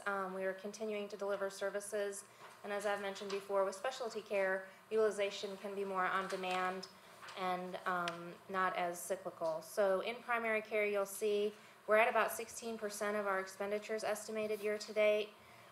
We're 2 months into the year, so you would expect about 17%. So we're on track there at $8.3 million. And specialty care, we have a lot more mature programs going into this year with our specialty contracts and partnerships, and a lot of good estimates on our care delivery there at $1.5 million. You know, we have our specialty behavioral health and dental health, and then our post-acute care and pharmacy. We are tracking a little bit high in post-acute care. We did talk about monitoring that in the budgeting process, so we will be monitoring that and bringing back to you any needs that we may have in that program. Our total healthcare delivery year-to-date at November 30th is $14.8 million. And again, I'd like to focus on primary care, just our larger contracts and partnerships. We are at about $8.3 million out of $52 million year-to-date, about 16% total. We are working with our partners on getting all those contracts established and really great care delivered.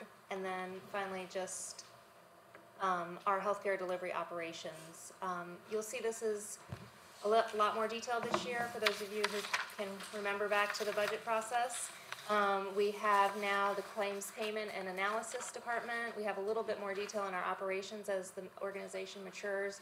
Service delivery operations, those are new departments that are just getting launched or breaking off to have more autonomy. And so you will see those departments broken out there. You won't see a prior year, as we didn't have those in the prior years. Our total healthcare delivery operations are at $1.1 million, which is at 9% of the $12.8 million budget. Those are some highlights, and Thank you, Lisa. to answer any questions. Manager? I just want to thank you for your presentation. It's really informative and very clear, and I know it's a lot of work, so I wanted to thank you. I have to thank my team. Of course, that they goes are to not the whole here. team. They are Yes. hopefully all I home want to resting. thank everyone, but and I know it's such a crunch right it's time now. for the holidays, so thank Yeah. you. Thank you. Ron? Well, thank you. Thank you, Lisa. And I'll echo what Greenberg also mentioned. I have a question on page 5. It's related to the post-acute care, and we're in the first quarter, and we're about 48%. So, and I know this is new. No. Because it says here prior year to date actual 0. What is So last year, I believe it was new, and so keep in mind, we're in the beginning of the fiscal year, so some of these programs, if they just launched last year, they may not have had expenses until later in the year, so the year to date may not match up. I can also double check to make sure we've got our prior year to date lined up properly, but if we didn't start this program until December of last year, at November of last year, we would not have had any expenses. If that makes sense. But this is also an area where we, and I'm gonna look at Jeff and he can jump in. We did talk about this in the budget, that we did have to pull back a little bit because of making some decisions about the budget. and that as we go forward in this year, if we need more funds, if they are available, we would hopefully reappropriate some funds So there. you mentioned pullback and what? We took some funds out of the budget. Okay. Because it's a really important. Yeah, so let me back up a little bit. So we did have a full year's budget last year, contracting for, in this case, skilled nursing facilities. We did not have those contracts in place. Again, this is, when we say prior year to date, actual, it's as of November 2017. So that's why that's zero. We did have for 2018, we did have a budget reduction in post-acute care as part of the budget process, but the instructions the CCC board gave to us was if there were any additional funds that were available, that we would restore the funding to the CCC. So pending completion of the fiscal year 2018 audit and what this contingency roll forward is, will dictate whether we have the funding available for that. And if so, again, per the CCC board, we would restore funding back to previous year's levels. And what was the funding? And it was about $2.8 million in 2018. So, Okay. so if you look at, if it were about $2.8 million and at, I'm just going to do some rough math, 588,000, it would, let's just say somewhere a little over 20% rather than 48%. Well, thank you. That clarifies. And I would like, I know this is more of a CCC question, to think, see how many patients we've enrolled in this program, a number, and the trend. We've talked about this before, and I think one of our goals for this year is to line our financial reporting with the CCC's programmatic and utilization reporting, and try to present those more, maybe one meeting, present one, and then the other, and have them tie together better. So we are working on that. Thank you. Appreciate it. Thank you both. Any other questions? Can I just say one quick thing? I just want to thank you for, you haven't been here for all of them, but I think I've listened to more than 100 of these over recent years, and I appreciate you and your predecessors bringing this information to us so that we can maintain our fiduciary duty and keep an eye on a monthly basis on where the funds are going. So thank you for this one thing that you do and the many, many, many other things that you do for us. Thank you. You too, Jim.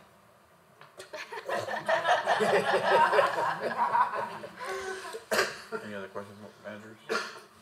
Jeff, Lisa, Thank you all. Have a happy. From my part, thank you for all your hard work that you do too. Thank you. And happy holidays. Happy holidays. All right. Agenda item 10, receive reports from the following board committees: Strategic Plan Committee and Budget and Finance Committee. Manager Greenberg. Yes, so the Strategic Planning Committee met on Wednesday, December 5th. We had a full plate. We had a discussion of the priorities for the upcoming session of the Texas legislature. We had an update on the joint medical transportation initiatives. We have had a full meeting on that at a prior meeting, so this was an update. We also had an update on the strategic work plan, including the dashboards, and we had several updates around various items on communications and community engagement activities. And we also we had discussion and took appropriate action on a funding resolution related to the development and delivery of future programs and services with non-clinical partners. That was informational item only. There was no action taken, and we talked about how that would need to be vetted out with our partners and over the coming months, and then would come back to us. So those were the major items that we covered in what was a very very informative meeting, I thought. Thank you, Vice Chair. Manager Bell? In Budget and Finance, we met on Wednesday, December 12th, and we took up discussion of the budget item that you saw today, the Sendero budget. Wes explained, and we had a number of questions and suggestions for him. And that was really all we covered at that meeting. You heard the community, the CCC's financials in this meeting. They were not ready for budget, so we had it here, and we were out by 6:30. Declared victory. Made it before her time deadline. I was at the office and I texted Stephanie and said, okay, I'm just wrapping up. Should I head over? Nope. No, didn't he? Impressive. All right, thank you. Mr. Greenberg. Agenda item 11, receive and discuss a report from the President and CEO on Central Health operations and current activities, including A, Central Health Board of Managers strategic work plan and operational priorities, B, an assessment of organizational work systems and processes, and C, other personnel matters. Mr. Giesland. Thank you, Mr. Chair. Members, I'll start out by talking about the Eastern Travis County expansion projects. There's a memo in your packet. The particular update on the Eastern Travis County item is threefold. I'm going to talk about the status of the 4 focus areas: Creedmoor, Kellum Road, Austin Colony, Hornsby Bend, and Colony Park. And I'll explain how we've been conducting the work since September with our Eastern Travis County Project Team 1. And I'll provide some future commentary on how we need to look at delivery of health and health care going forward. So the status of the 4 focus areas, I'm going to speak to the table that's in the memo in the packet. It's on page 2 of my memo to the board. What you see here is what has been released to the media, and you'll see additional media tomorrow and social media, probably for the next few, news cycles. And there will be follow-up, open community discussions with community groups, and particular to these areas in Travis County. So what you're seeing is the basis for what we're talking about publicly. Creedmoor, what we're looking at there is a mobile clinic starting out 2 days per week that will be operated by community care health centers. They'll provide primary care, lab collection, and preventive medicine. And we anticipate that service offering starting late spring, early summer 2019. And so now that I've kind of walked you through one site location, I'll be brief on the others. Kellum Road will be there's going to be a change here. Most likely looking at a much larger facility than what we were planning, but also more robust operations. There's been some discussions between UT School of Nursing and Community Care, as well as ESD 11, not only as landowner, but who has paramedics out in that area, Travis County, about building out probably a much larger footprint and number of providers for that area, basically increasing services there. So that will probably, we have the ground lease approval that you all have given me, but using ground lease to look at building a little bit larger facility. What that does is it's going to push the construction timelines and service commitments out to 2019 and 2020. Because instead of building a small space and perhaps us leasing it, we're building a little bit larger space, and that has more site development costs and activities associated with it. So, again, and we're making this known in terms of our outward-facing announcements, so that it's, what you see here is going to look a little bit different in terms of what the construction timelines are. But again, that will be, we anticipate 2019 construction, and then probably early 2020 commencement of operations at that point. And those are aspirations subject to change. Austin Colony, Hornsby Bend, Community Care will be starting a home visit pilot project in late spring of 2019. And we are also looking at purchasing a temporary modular building where we will be able to have services 2 to 3 days per week, and coordinating not only with community care, but hopefully integral care as well. And to the extent that we can bring in eligibility and other services, that is a very small, tight space. And so we want to make certain that community care has the space that it needs, but to the extent that we can collaborate and have some flexibility on how that space is used, we want to integrate many of these other services, especially mental and behavioral health services. That's something that the community was very, very passionate about in terms of what was needed out in the community in addition to physical medicine.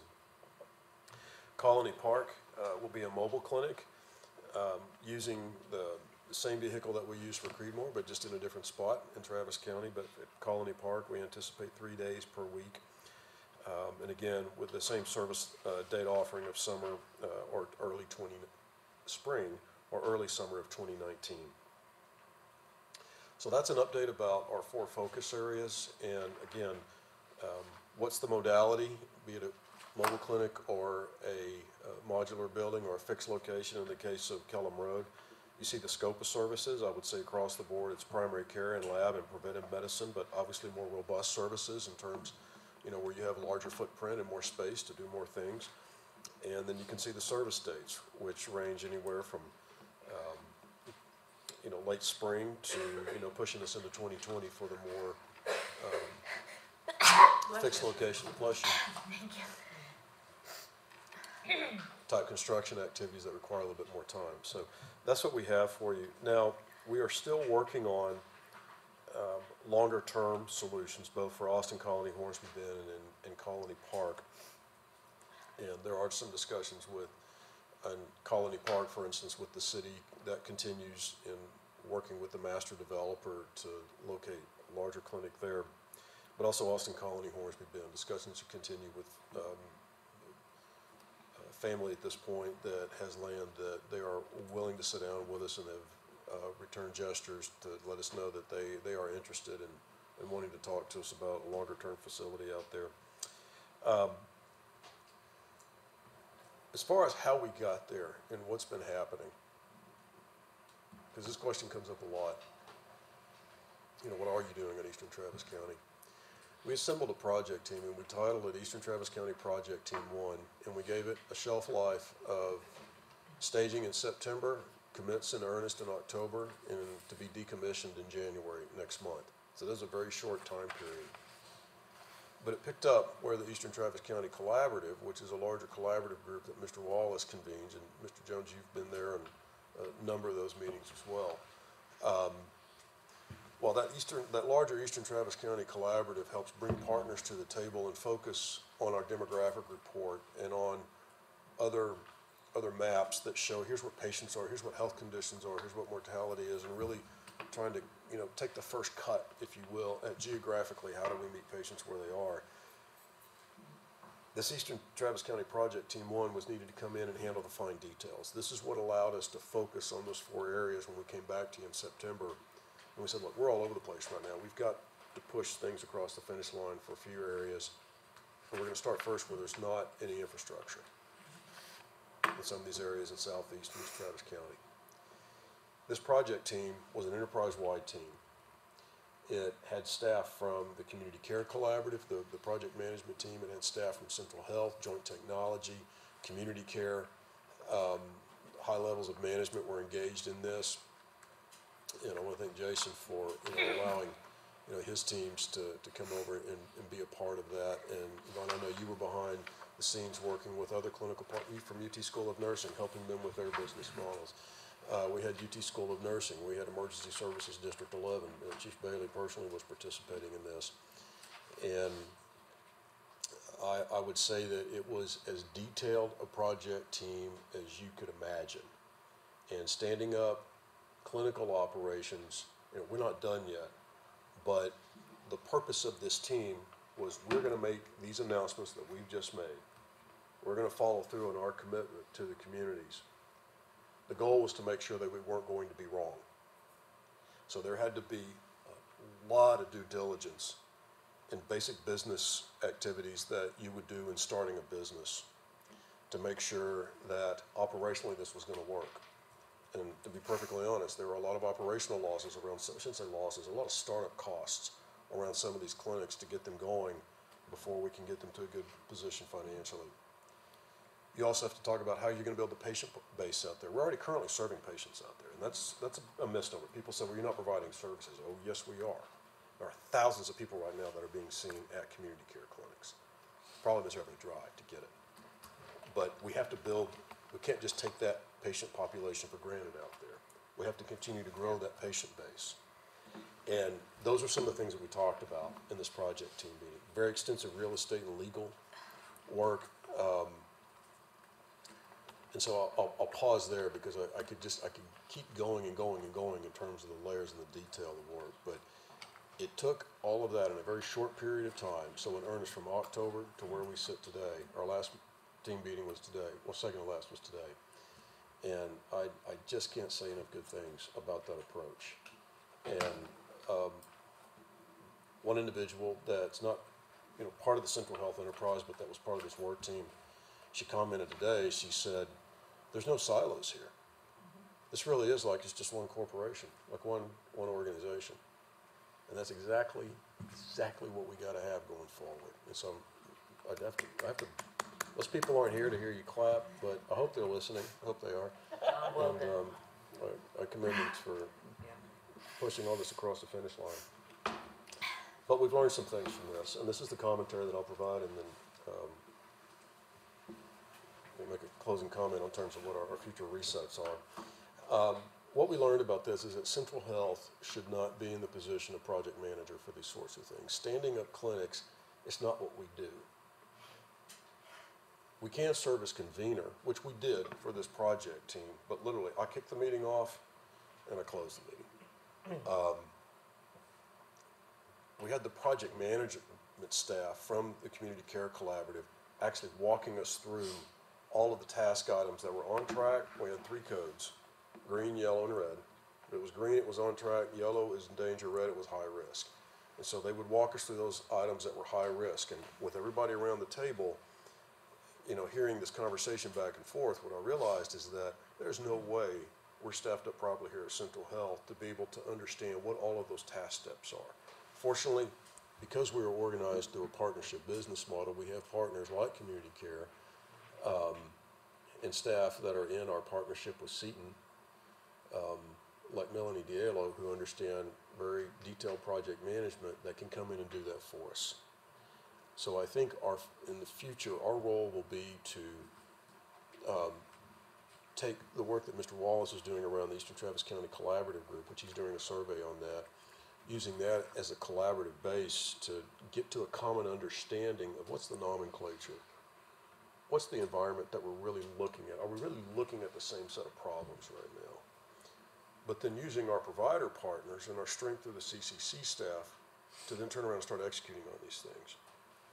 So what we're going to be looking at is redoing our approach to this. We've made some good ground here on these 4, and we're not done yet. There's still a lot of business work, a lot of real estate work that needs to be done. Construction needs to be started in some cases. But I want to put a pause on everything else that we're doing because we got to get our approach different. Because right now it's just piecemeal. It's kind of all over the place. And I want to start with focusing on the provider-patient relationship. The strength lies in our providers. And so again, if we didn't exist, and community care or integral care had to go out there and provide these services, what would they do if we weren't there to be talking about, let's be here, or let's buy this piece of land or whatever? They would first build the patient, the provider-patient relationships. They would figure out, what is going on in these communities and these neighborhoods. What do people feel is important to them? They wouldn't just go out and just build a building and hope people showed up. We also need to take a different approach because right now, a lot of this is driven by politics. And I realize that what we're doing now, it's going to be good for people. In hindsight, in foresight, no matter how you look at this, it's going to be good for people out there. And they've been paying for a long time. And the political back pressure is they've been paying for a long time, taxes. And they've been asking, you've heard in citizens communication, when's something going to be out here?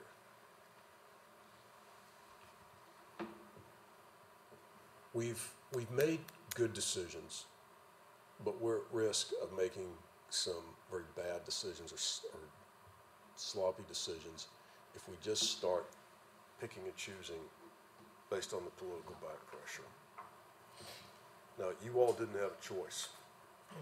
This organization didn't have a choice. It's been building up for years, and it finally came to a head. We had to do something. I get that.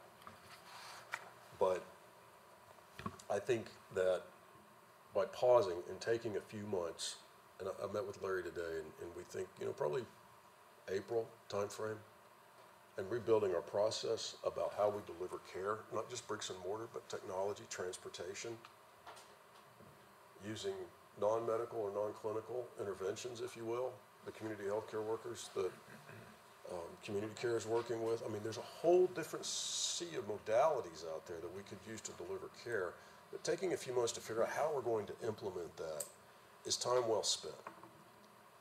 And I think to then go out to the communities, whether you fancy yourself as a community activist or a patient activist or a patient advocate, and sit down with folks and say, look, this is what our data and our patient relationship informed data tells us, and what we should do and how we should deliver care. And maybe this is the grand scheme of things. This is what we envision. Because up to this point, people haven't necessarily had the benefit of that vision, if you will, about how things would be delivered and distributed. So, again, I know that's very high level, but I feel like that we have to try to depoliticize this process somewhat and really think critically about, gosh, what's best for our patients 10 years from now, 15, 20 years from now, and bring all the partners to the table on this, all the data that we can get our hands on, and make very thoughtful, patient-centric business decisions. And I'm going to need a few months, probably April, to give Larry some space to be able to help put some of that together, because he's got executive responsibility for pulling all that together, that new approach. So I'll close with that commentary. I'm happy to talk in more detail. I know I hit it on a very general standpoint, but these are some lessons learned as we work through these 4 priority areas. And thank you for indulging me this evening. I appreciate it. So managers, this is the hard work that you have done for this community. I mean, this is what the voters and the consumers and our patients have asked for. We have to thank our executive management team and Dr. Fournier for his hard work for community care, because we're delivering what we promised our citizens. So that's we have to thank everyone and move on, and we'll believe in what Mike is doing and what Jason's doing as well. Any questions? Am I wrong? Cindy had her hand first. No, I didn't, you did. But First of all, thank you, Chair, for recognizing me. Mike, thank you and your team for this incredible progress. We're way much better than we were last year.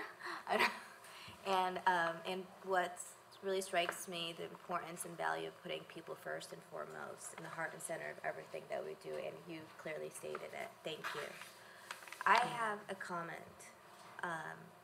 Going to Kellum Road, as the plans have slightly changed to expand it, and you mentioned UT School of Nursing. Have you reached out to other providers, anyone else to go, that will be able to take over? And have you opened it to a larger pool of providers? We took a different approach on this one. So it's not like we had an RFP process where we said, hey, we want to bid at Kellum Road, bring us your best bid. Although that is actually, consider. I think maybe part of the next approach that we could look at. But there is the reason that we are having to push out the timelines and look at a much larger physical footprint is because now we're looking at, and I don't want to get out ahead of anything because there's a lot of formalities to be crossed or checked off here, but looking at UT School of Nursing and community care having a much stronger presence out there together. So it's not just UT School of Nursing. Now, they've had some very preliminary conversations, and all of this is subject to a lot of different levels of approval outside of this board, but that's exactly what's pushing this. Thank you. Thank you. Manager Valdez? Thank you. Thank all of y'all who have been working on this. And the only thing I wanted to ask you about it, and I've noticed it because if you look at Creedmoor and Kellum Road, where they're located in that quadrant northbound 71 and south 183, that whole section, including Creedmoor, which is going to take you out to this other side. And I don't see any possibility of pharmacy, even on a small scale. So, and that's very rural out there. I know you have some limited pharmacy that's gonna be in Austin Colony, Hornsby Bend, going straight out 969. But in that area, I was wondering if you looked at your numbers, and then if we're dealing with any of the CCC and then maybe CHAP that are in the area, I'm wondering whether it might be something to consider, unless it's cost prohibitive. And if it was, then maybe if you don't have an open pharmacy, if you could use one of these sites, because at least you'll be in the same quadrant to go driving, a distribution location. So if you have a regular client, a regular patient who's coming in, we know that this is what they need, they're having problems maybe getting to a pharmacy right now, something that could be delivered, and that they could just pick it up in that area. I don't know if you've considered maybe utilizing that kind of an approach in the future. But I do want to say that I do like the idea of developing a good model. But you do have to look at the needs of those particular communities and deciding what services are going to be offered there. Either way, I just wanted to make that a request, especially for the pharmaceuticals. It is, and I know that, one of the strengths of having an FQHC partner is because of their pharmacy programs that they have and the pricing. And I know that's something that, I'll let Jason speak for himself, but that's something that they always push to the forefront. Yeah, come on up, please. That they always push to the forefront of these discussions. Now, when we were doing, in the project team meetings that we had, talking about the mobile clinic, there was considerable discussion around, are there some other pharmaceutical alternatives that we could put in at some of these areas being served by mobile, but, just, that's one that I said, all right, time out. I hope that there is, and I'll let the clinical partners drive that discussion, but for purposes of this project, we had to get to the point we could be able to make these announcements and know that we can be able to make good on it. But I'll let Jason take it from there. Yeah, so good evening. Jason Fournier, CEO of Community Care Health Centers. Manager Valadez, to your question specifically, our service delivery model, as we're looking at the various different locations in the Eastern Crescent and then beyond, in Eastern Travis County and the area specifically around Kelman, Creedmoor will evaluate pharmacy needs. Minimally, depending on where the planning goes, as Mike had indicated, Mr. Giesland had indicated earlier, we'll be looking what the programming is. A lot of this is preliminary with our partners. But when we set up new sites, we look minimally to do some physician or provider dispensing on site. And so that's a Class D pharmacy. And so we'll look at that. Even on the mobile unit, we would look at having some baseline, very lower level pharmaceutics, antibiotics that would be available for the prescriber to be able to provide on site. And then additional to that is once we have an established relationship, we can do mail order. And so we can actually drop ship, and a lot of our pharmaceutics out of our central pharmacy, out of Southeast Health and Wellness, is actually a lot of mail order that we send to patients' homes. Like literally hundreds of prescriptions a day are heading out the door that way. So we would augment what we're doing in these communities with that as well. So more to come on that, but just to give you a sense for this is something that we plan for. We want to make sure folks can not only connect with the healthcare provider they need, but the life-sustaining medications they need as well. Thank you. Yeah, well, of course. Happy to. Vice Chair? Yes. I want to thank you, Mr. Giesland, and all of the staff and all of the staff from our affiliated entities for really going the extra mile on these very important projects to provide, as you noted, services to people who have been paying in for quite a while as far as taxes and needing services. So thank you for everything that you've done. And I also want to say that I very much appreciate your comments about the pause. It is very important that our decision-making in the future is data-based and data-driven, and so I also appreciate that and look forward to what you will be coming back with in April. Thank you. Any questions? Manager Jones. Yeah, I just have a couple of quick comments. One is thanks, like everyone's like, thank you very much for the work you and your team have done in terms of addressing this issue in Eastern Travis County. It's a very critical one and has been seen for many years, so the fact that you're stepped up to the plate, I think, was a long ways to be able to address the issues of part of the county that has been neglected for so many years. The second part is that as you develop your programs for services in these 4 areas, it's going to be critical that the outreach piece to the neighborhoods are as integral as the development of the services itself, so that you have community people who are invested and even, I'll leave it up to you to determine how they are brought on board, who are doing the outreach for them. Because I've been around long enough, as many of my colleagues have seen, you can build it and they may not come because they didn't even know it was there. So I would encourage, as you develop over the next 4 months your strategies for doing that, that you make sure that's an integral part and incorporate it, hire whatever you need to do to get citizens in those areas to be your outreach efforts. The second quick point is also is to reassess what's going on in the inner city centers, and I think we've had some talks about that. Yes, sir. So that we look at places like RZ, which I know is underway. We look at places like East Austin in terms of, is that still the right place, the right services that we need there? And then another one I'd like to just throw out, I don't know if you all looked at it or not, is David Powell.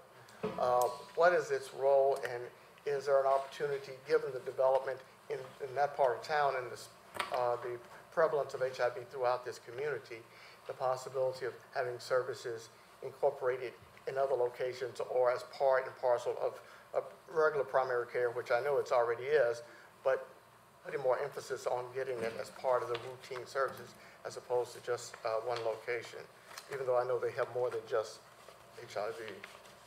Then the last place is, of course, is Manor. Reassessing what's going to be happening over there. So I would encourage, thanks very much for all the work you've done. Well, Make it's a sure team those, you and your team, of course. Just the spokesperson. I've said you and your team. I want to make sure that's heard.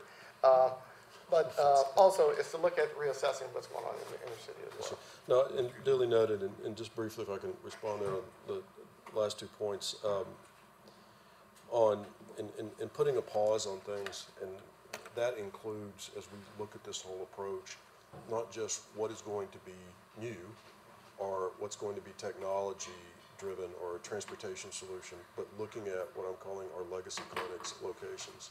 And that includes RZ, and I've met with Mr. Wallace today, and I said, I know that there's an appetite here to maybe just do a real quick cosmetic renovation of RZ, but I'm going to put a pause on that as well. Until we can figure out what does all of our clinic situation look like with the older East Austin clinics in South too, to do exactly what you just said, because you look at the population shift. I want to be able to give our provider partners plenty of space and room to be able to come in with an analysis to say, here's what we think needs to happen. That is part of the inner city or the urban clinics or locations. That's just as much a part of this exercise as what happens in the eastern reaches of this. And then there are some other, you mentioned Manor, there's areas like Pflugerville and what I'm calling the longer term, phase 2 for Colony Park and Austin Colony, Hornsby Bend. There are some things that are going to be caught in this transition period, okay? Because, we're already moving forward on projects in Pflugerville and Manor with Peoples, and I think that, some of those will have to move along as well. They're longer term, so they're going to take longer. They're not temporary short-term solutions like some of these. But I think we can still look at what we're doing there to help inform the rest of what the delivery strategy looks like and the different modalities that we'll use. But the fact that I didn't mention those, I didn't want you to think that those had just fallen off the radar screen or been pushed aside. They haven't been. They're still underway.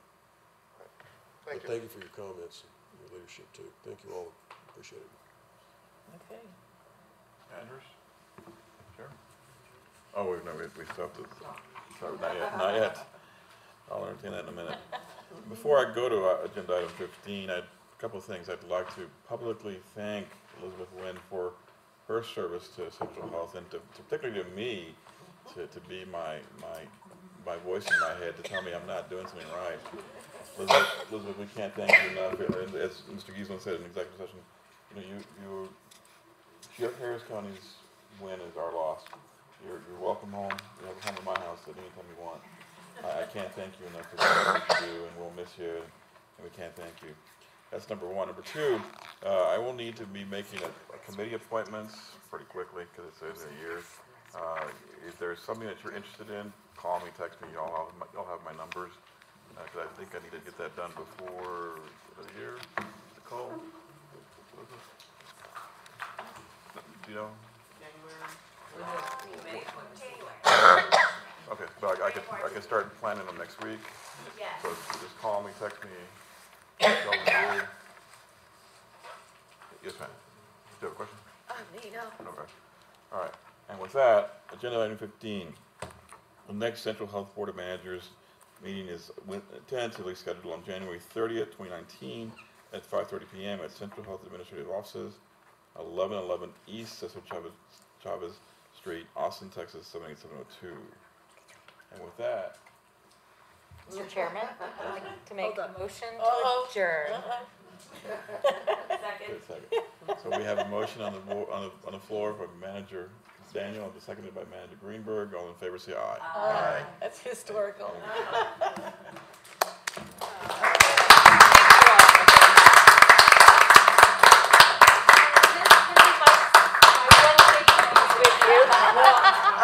I wish y'all would. Eating bonbons. No, I'm gonna do what Rosie Mendoza did to me. I'm gonna